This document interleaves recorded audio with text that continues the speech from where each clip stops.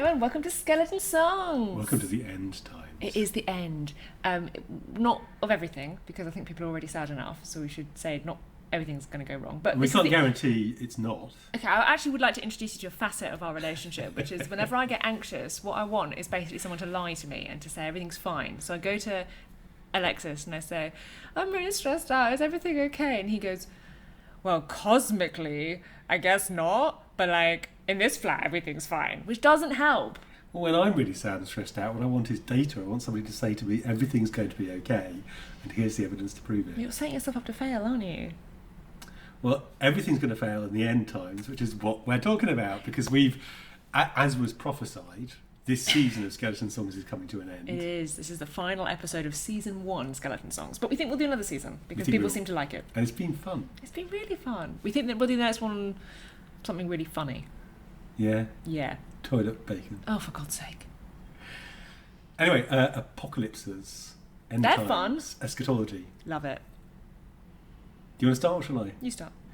I've been looking at apocalypses, and what keeps coming to mind is fake news, and I'll talk about that in a minute. But I think the thing about apocalypses in fiction, Gothic fiction and otherwise, is that they tend to fall into three categories. There are apocalypses that are things you want to avoid.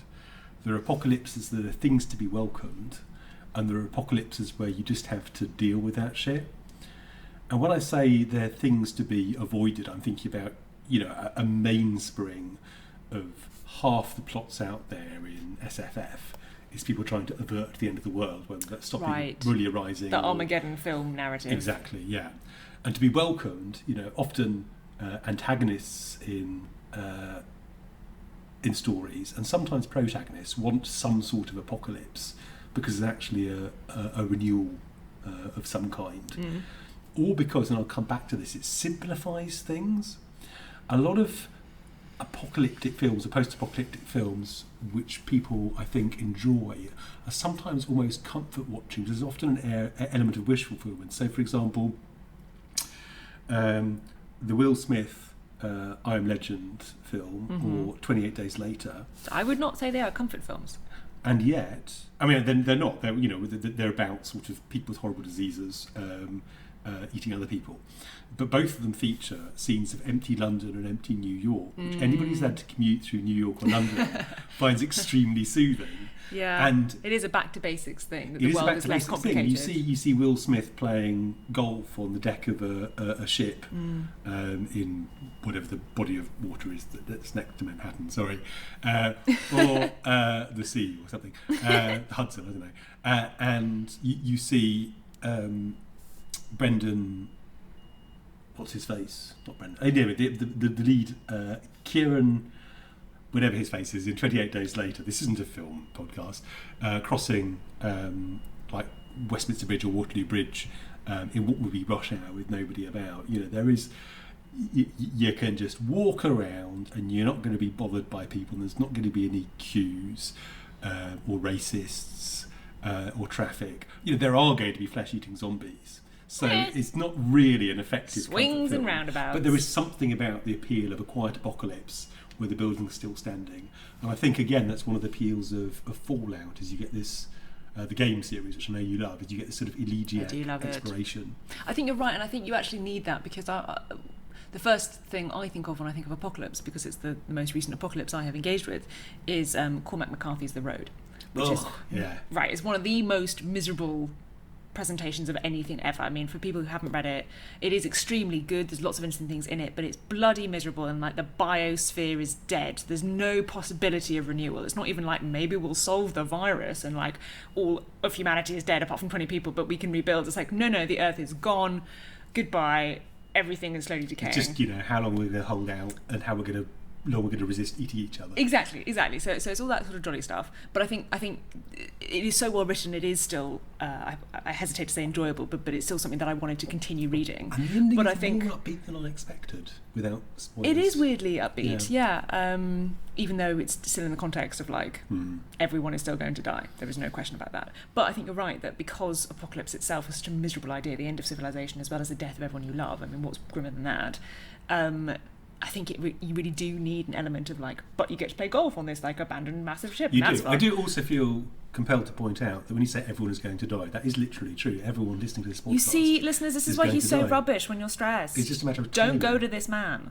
Come to me. I'll lie to you. It'll be great. But that's actually, I didn't intend it as this, but it is a segue to the third kind of apocalypse, which is the one that you just have to get through. Well, to accept it's going to happen, and maybe you're not going to get through it. Maybe it's going to end you as well. But this is what you tend to see in the original context for apocalypses, eschatologies, religious texts that say this bad shit is going to go down at some point, and you're going to have to deal with it. And this brings me to the first bit of fake news, which is, what the word apocalypse actually means? Without apocalypse. Correct. Ding, ding, ding. What's apocalypse? It's veiling. So it's an apocalypse is uncovering, unveiling, yeah. And I've only found this out when I was first researching Cultist Simulator, a game of apocalypse and yearning. Mm-hmm. I was delighted to find out the etymology because it feeds really nicely into a lot of the themes of Cultist. But the reason that we tend to use apocalypse as a term for the end of the world is because of the Apocalypse of St. John, which we also know as Revelations. So apocalypse means... That's a banging part of the Bible. Revelation, you take away the veil. And we have to come back to this. I have something very interesting to say, but I'm not going to interrupt you. Oh, okay, I want to hear that. But because the Revelations, the Apocalypse of St. John, describes an end of the world, the term has passed into common use as meaning slightly apocalyptic. So, post-apocalyptic is a word we probably use every week without thinking about its original meaning, and as words do, it's changed completely and now means something different. I know. Can I ask quite a stupid question? Descriptionist. Yes. So I've never heard you ask a stupid Revelations. Question, well, today might be the day. Revelations is about the apocalypse, but it is also called apocryphal because it is not considered part of the traditional canon of biblical texts. I don't think it is apocryphal. I think it is heavily disputed whether or not you include it. I mean, I'm confident it is because I'd had to read a lot about it in English. I trust you. I didn't know that. But etymologically speaking, does apocrypha have any? It must have the to do with apple bit at the beginning is like not, but I don't know. But it doesn't have any direct links. Not as far as I know. Okay, well that was a dead end. That was just a fun little sideline you came along with. I should know more about scripture. That's okay. I was raised a Christian, And then you turned your eye from God. I'm apostate. Well, see, that leads me on to just the small thing I was going to say that I think is really interesting. So apocalypse means unveiling, which implies some sort of revelation of the trueness of the world. And the reason we started this episode on apocalypse is because we talked about Gotterdammerung, which is the Twilight of the Gods, which is a calque, I have learned, from the original Ragnarok, the word Ragnarok, which is Old Norse. And Ragnarok can be translated in a variety of ways because Old Norse is great. But one of Ragnar is broadly considered to be the gods, and rock or rocker, depending on the source material, defines it. But rock actually probably comes from rocker, which is the Norse verb to darken, which is why you get this sense of the twilight of the gods, that the light is actually dimming. But you're saying that the more Christian Western interpretation is that the light is rising, which I think is quite interesting. There's two different alternative views. I think it is. I think that's a very literary interpretation of it because again, ultimately. Oh well, I do apologise for. No. I mean that's good, and I think it's a quite beautiful one. But ultimately, when we talk about the apocalypse of St. John, what we meant is St. John's revelation. And it's just, I mean, I haven't. What I've done is I've thought this through in my head, and I've not actually said it with my mouth. Hit me. So the final part of this, which makes it extremely brilliant and clever, is that you have this alternate idea of the light dimming or the light brightening. But I think one of the distinctions between the different apocalypses that I was researching when we were talking about this, in terms of literary apocalypse and old apocalypse and kind of new modern Cormack McCarthy apocalypse, is certainty. So when you talk about the Christian apocalypse and eschatology, there is a sense that, yes, everyone's going to die, that's definite. Yes, God's going to meet you, that's also definite. And yes, you're going to be judged, that's also definite. There's kind of no question about that. It's only the detail of how exactly that comes to pass. And Ragnarok is the same. The gods are going to die and the world is going to be reborn. And again, there's no question about that. It's never like, I hope you can avert it. It's like, no, that's the future. Good luck with that. But when you get into kind of Gothic literary stuff, I mean, the big one I'm thinking about is Lovecraft's Mythos. There's a lot of uncertainty. I mean, depending on which books you read, everything from, Cthulhu rises and we all drown, to the great race of Yith come to inherit the earth and enslave us, to, and I'm not joking, the final version is the frozen earth is now inhabited by giant arachnids, some of whom have been mind swapped with the great race of Yith. So there's not a kind of sense of like, this is definitely going to come to pass and this is the future that we all need to prepare for. It's more like, yeah, which I think reflects a quite literary postmodernist view of like, what is going on, we don't know. Which leads you back to fake news. It does. And, you see, it's all a beautiful mix. Well, I'm thinking, if I wanted to be glib, which I occasionally do, I might suggest that the point of religion is to give people certainties, and the point of especially the Gothic is to play around with certainties and allow some recreational discomfort into people's ordered lives. Yeah. And I know that Lovecraft also notoriously was terrified of uncertainties and possessed by it, so he was an instinctive conservative, and this manifests both in his xenophobia and racism, which we need to name check occasionally, and also his fears about the way that science would roll back the boundaries of ignorance and drive us all mad because we realise how insignificant we were in the universe. Ragnarok, I went down a parallel etymological rabbit hole, and I found some suggestions that it's arguably a misreading, and it arguably means something more like fate of the gods. Well, that's the other interpretation. Right, that's canonically accepted. There's the two. There's the twilight of the gods and there's the fate of the gods. But I thought it's interesting that the two probably best known terms for a world ending in the English-speaking world in Western Europe anyway, Ragnarok and Apocalypse, both seem to be based on, or Gotterdammerung anyway, seems to be based on a slightly different interpretation of it. Apocalypse originally meant something completely different. Armageddon as well, this is a sort of hoary factoid a lot of folk will know. Less often than not, apocalypse is used to mean the end of the world, particularly nuclear thing. But it comes from a suggestion, again in St. John, that there will be a big battle at the mountain of Armageddon.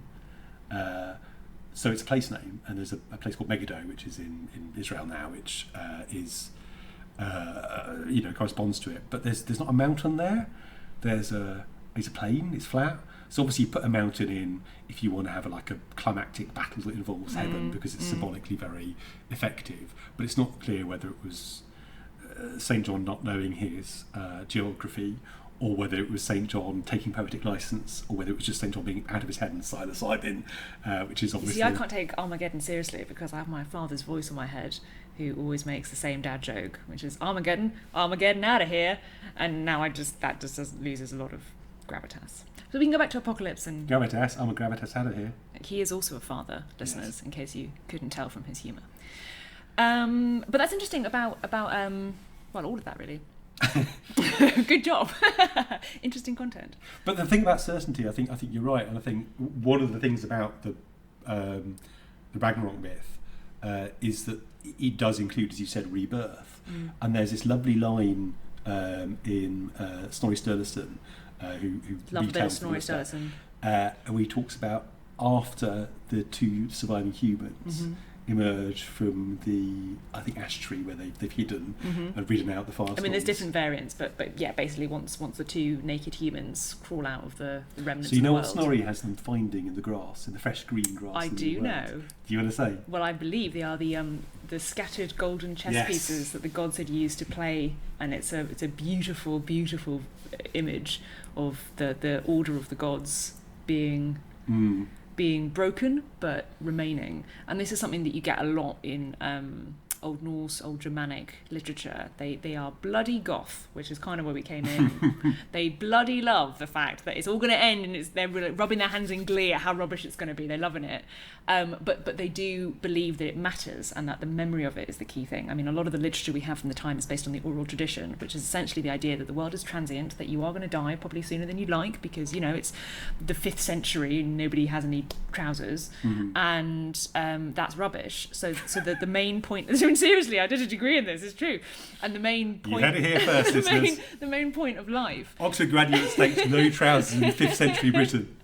The main point of life is to lead a life that is so noteworthy and courageous, usually, that your memory goes down throughout the generations, told in oral stories from generation to generation, because that is the only way that people can really transcend the mutability and the briefness of life. I mean, you and I are, at some point when the coronavirus ends, going to get married, and we've said that we want, well, I've kind of pushed for this, the Bede's famous sparrow image of life being the brief flight of a sparrow through a lit hall. And the idea is that life is momentarily, you know, warm and full of cheer and near people that you love, and there's food and it's all safe, but then you fly out of the hall again into the darkness. And I find that an incredibly evocative, beautiful image, and that's really a perfect example of the worldview, that for a brief moment in time you're alive and you have an opportunity to do something, and then you die.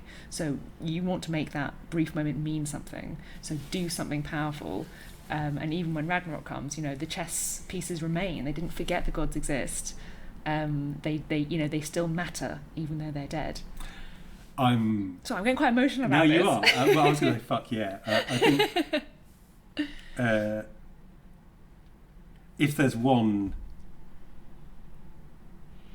response to apocalypses that I think is, and this is actually something that comes across in Cormack McCarthy, both in The Road and in No Country for Old Men, when the lead recounts the dream, is this sense that everything's shit, but there's something in the dark, there's continuity, there's a fire like the moon that you carry in a horn into the future. And it does sound to me, Lottie, like you're saying everyone's going to die. I mean, I will admit that everyone is going to die. I think it's important to engage with the practicalities of existence, but I don't think, you know, I think what we're saying actually is that even in the most miserable example we can think of, which is apocalypse, there is hope. And The Road is miserable, but it actually centres around this desperately loving, wonderful relationship between a father and his son, which is, makes it even more tragic when you know that they're not going to make it through. But it is actually very heartwarming in lots of ways to see two humans being kind to each other.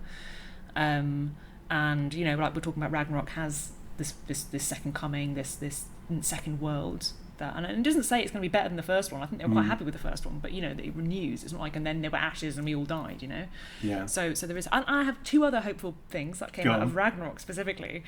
Did everyone remember lovely Balder? Balder was this sort of totally perfect, lovely person whose mother, Frigg, and his father, Odin, made everything in the world promise never to harm him because he was just so lovely. So he was totally invulnerable, apart from one thing, which Frigg rather forgot to ask about, which was the mistletoe, which, depending on which story you read, was either too young or too insignificant for her to think that it mattered to ask it not to harm him in any way. Of course, this ends up causing havoc, and Loki, the rascal, ultimately ends up getting Hothur, or Hoder, to shoot his brother, who's the brother of Balder, with a mistletoe arrow. And of course Balder dies, and this is one of the great sorrows in the Norse mythology, because everyone loves Balder, and it's really sad that he's dead. But one, Hothur or Hodor, I'm sure is the name from Hodor in Game of Thrones, which makes the hold the door thing even more silly, because the name means sort of stout in battle and whatever. But when Ragnarok's all played out and done its thing, Hothur and Balder explicitly come back from hell, hand in hand, and they are reborn, and they're all happy again. So who knew that? That's not a fan service, frankly, but it's nice. It's a nice fan service, and Balder's just really sweet. You come into it thinking, oh, is it too perfect, it's going to be all annoying, and he's not. He's just really nice. So it's great that he's back. That is nice. I didn't know, I had forgotten that. Well, you said there was another positive thing. No, those two. Oh, two people. Two good things, as well as the naked people in the chess set. I was going to say apocalypse, optimism. The thing about everybody's going to die is it does mean everyone's alive. I mean, you can't die unless you lived first. That's true. So you can flip it around and say we're going to die. Where the sparrow passing through the horn on a brief flight. So fucking hell, let's enjoy it while it lasts. Yeah. It's probably not much comfort if you're having a really miserable life, which statistically some people listening to this are.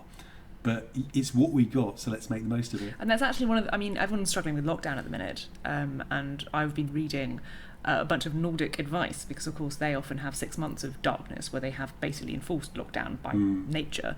And one of the best bits of advice that I've tried, I know it's always there doing its thing, and one of the best bits of advice that I found personally useful in actual lockdown is you don't need to fight it. Don't fight lockdown, try and embrace it. And that sounds like a very easy thing to say, but the example given is, when it gets dark and you can't go out and see your friends and you're getting a bit sort of like cabin fevery, Don't think, God, I wish I could go for a run, or wish I could go for dinner, or I wish I could go and do this thing. Think, great, this is a great time to light a bunch of candles and to snug up on the sofa and read that book I've been meaning to read for ages.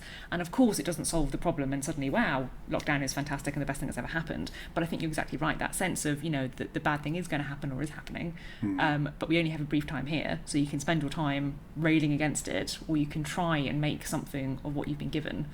I've personally found very useful. But this is getting a bit sort of life advice and less bookish. So can you talk about books? Yeah, I can. Miserable books. I was going to say simplification. This is the fake news link, really. Yeah, I'm still confused about the fake news. So there's two.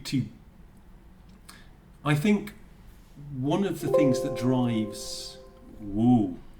That was the fake news alarm. That was the fake news alarm. One of the things that drives people's desire for people's You're nihilist. The appeal of apocalypse, I guess. From an artistic point of view? No, I think from an emotional point of view, simplification. So a lot of radical political movements are premised on sweeping everything away and putting something in place that's going to be straightforward. Whether it's going to be we're all going to live in small communities and go back to the soil, and there's not going to be any more of those like big roads and complicated governments, or whether it's going to be we're going to put a paternalistic strong man, almost always a man obviously, in charge. I mean, where would we be? who's going to take care of it all for us so we don't have to worry. Yeah. And because I'm a nerd, I often think of these things in terms of computer programming. I've been a software developer, I guess, on and off for 20 years. And one of the great temptations to software development is total code rewrite. And a total code rewrite is almost always a bad idea. Burn it down and start again. Because what happens is when you burn it down and start again, you make some of the mistakes that you had fixed in the original code. Maybe you'd fixed them badly in the original code, but when you rewrite the code, often you don't even know what the mistakes are, especially if you weren't there to build it. So you make all the mistakes again, is your point? Yes, exactly. Yeah. So, but also there's something very powerful about this desire for simplicity. If you only have to worry about,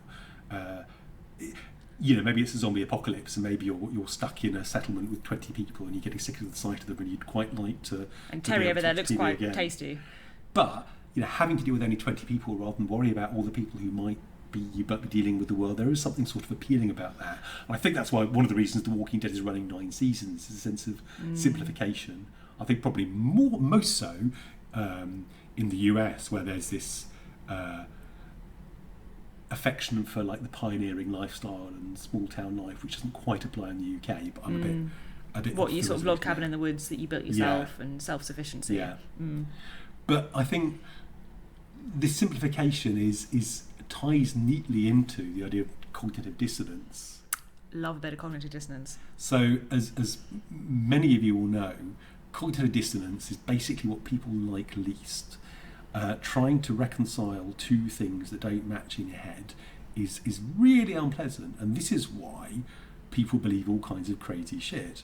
And do you want to give an example of cognitive dissonance? I do. I want to give you an example of cognitive dissonance that relates to the coining of the term. So the guy who coined it was an American psychologist called Leon Festinger in the 50s. And Festinger came up with this theory of cognitive dissonance to describe how the bad experience people try to resolve. So if you're on a diet and you start eating a chocolate, then you have cognitive dissonance because you think, I want to lose weight, but I'm really enjoying this chocolate. So you can stop eating the chocolate, which is quite hard to do, or you can say, well, my diet starts tomorrow, or you can say, I'm going to go for a walk after this and that will take off the chocolate, or, and this is the really key one, you can say, I saw that report in the news the other day that said chocolate makes you lose weight, and I'm going to believe that. Because it makes it easier for you to keep doing what you're already doing. Exactly. Gotcha. So, can you just say chocolate again, please? Chocolate. I love when you say that. It's how you say the word. It's got 2 O's in. Anyway, so Festinger tested out this theory, and the great thing about the 1950s in psychology is they can do things that wouldn't be considered even remotely ethical today. Oh God, what did he do? Did he get a bunch of babies and throw them in the sea? This is pretty benign. This isn't one of the ones where people get electrocuted or fake electrocuted. Because those are the worst. So he and his colleagues came across this millenarian doomsday cult called the Seekers, or the Brotherhood of Seven Rays. It was called the Brotherhood of Seven Rays, even though it was run by a lady called Dorothy. And Dorothy, or Sister Thedra. Oh, sorry. But she had some dandy outfits. So Dorothy had dandy outfits and a knack for automatic writing, and she was getting messages from outer space that were saying that a flying saucer was going to come and take away the true believers before I think the Earth was destroyed, because that's usually what happens. I know where this is going.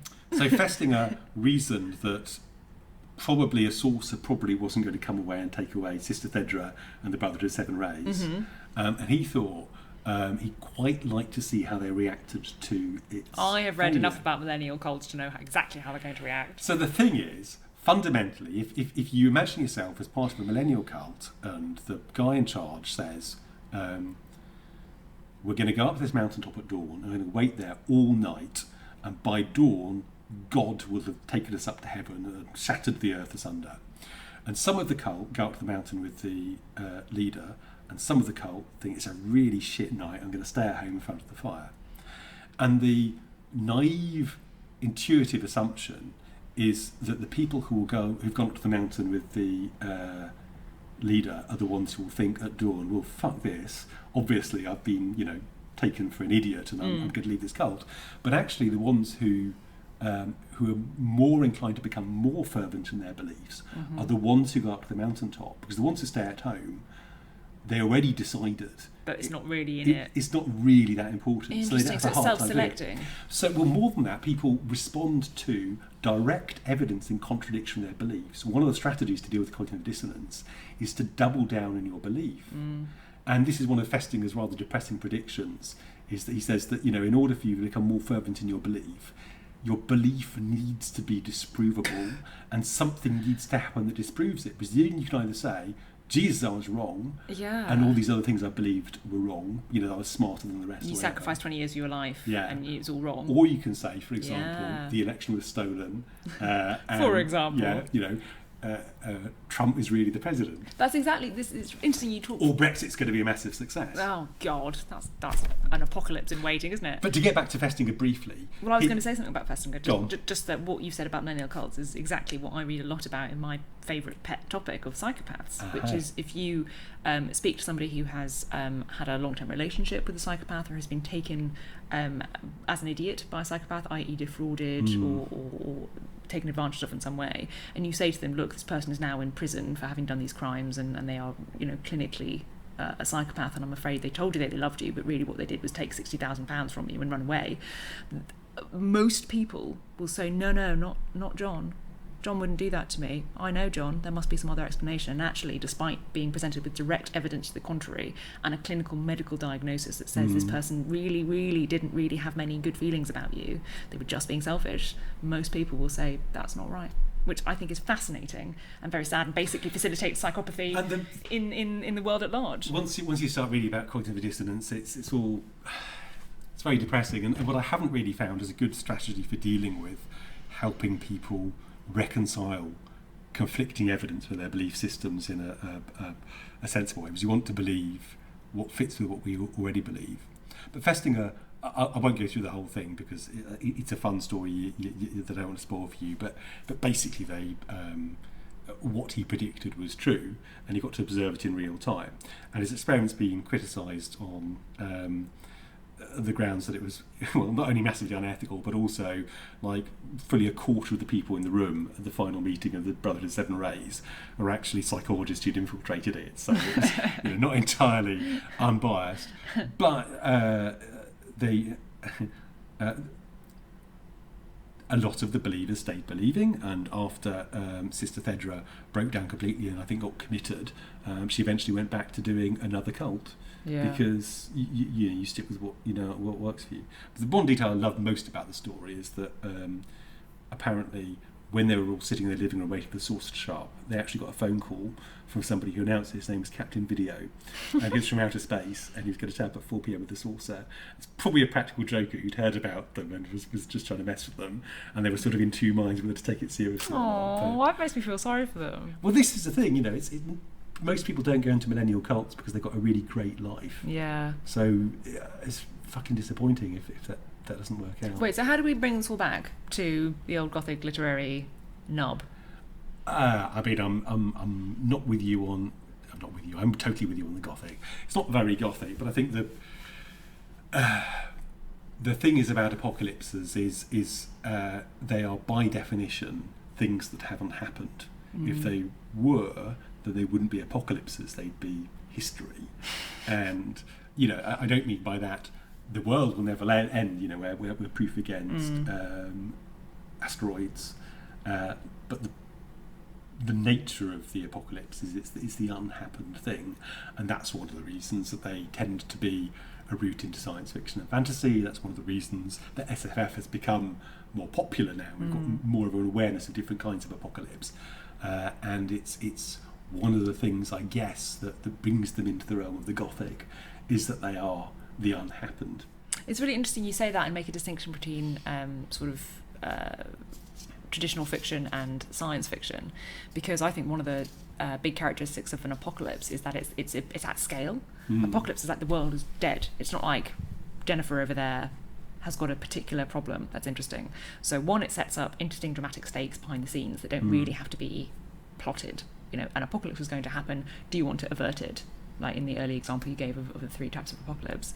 And the Gothic specifically is, I think, more interested in individuals. It's more interested in Rebecca's experience in that castle. And it's more interested in that person's experience of, is everyone around them slowly being replaced by, you know, duplicates of the people they used to know. And Dr. Jekyll and Mr. Hyde, you know, specifically that story, which I think is a bit at odds, theoretically, with this sort of big scale apocalypse narrative, which I think is more the purview of science fiction, which likes scale, it likes space, it likes big, dramatic, expansive storylines, whereas the Gothic, I think, is more focused on the internal workings of the mind.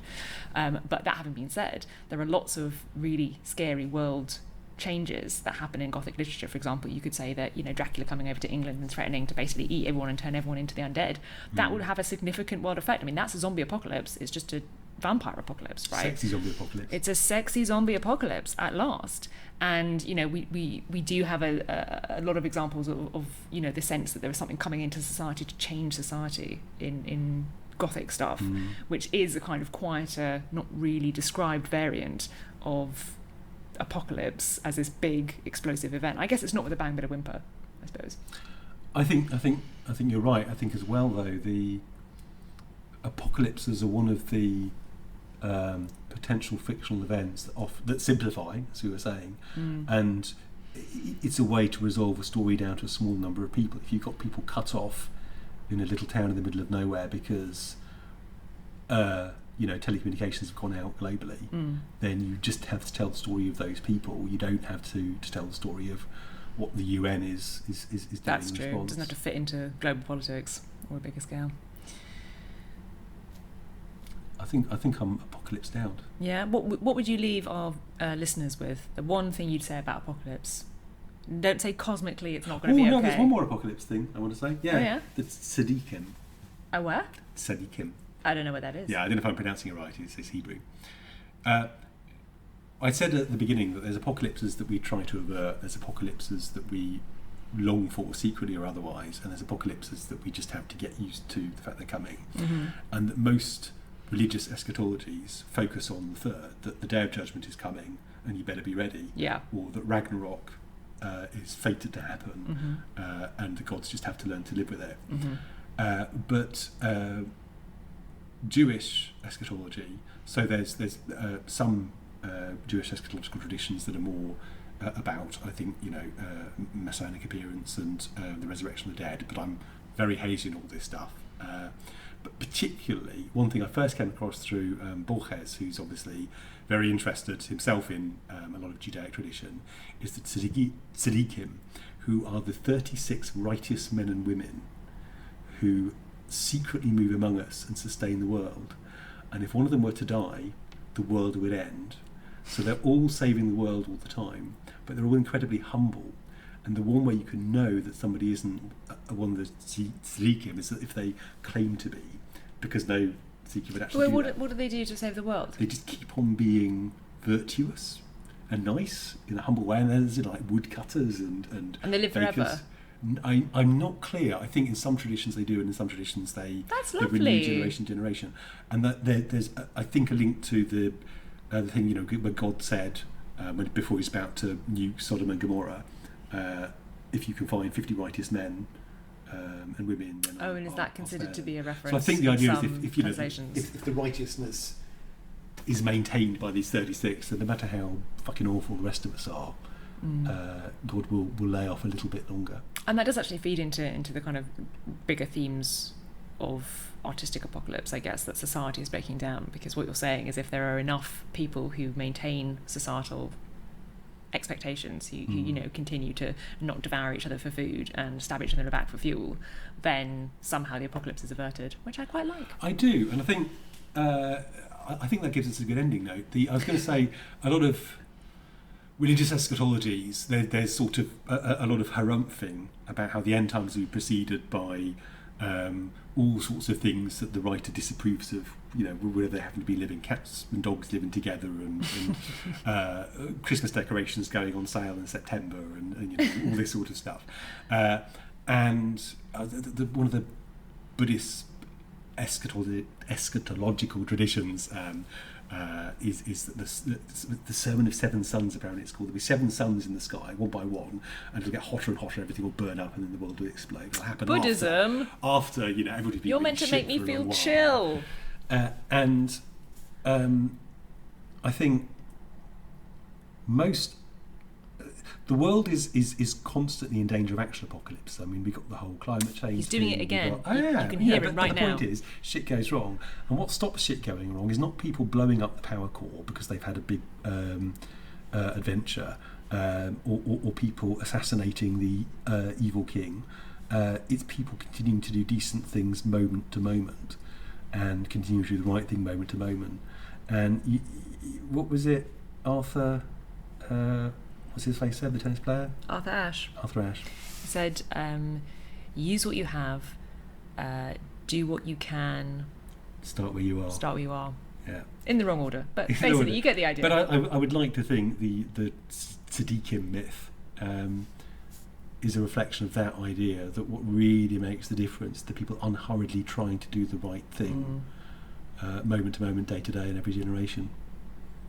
That's a lovely and surprisingly positive way to end our episode on Gotterdammerung and our whole cynical skeleton song series. Well, I've enjoyed this. Let's do more of it. Be nice to people, be nice to yourselves, have a spooky day. Be cool, share your toys. Spookily.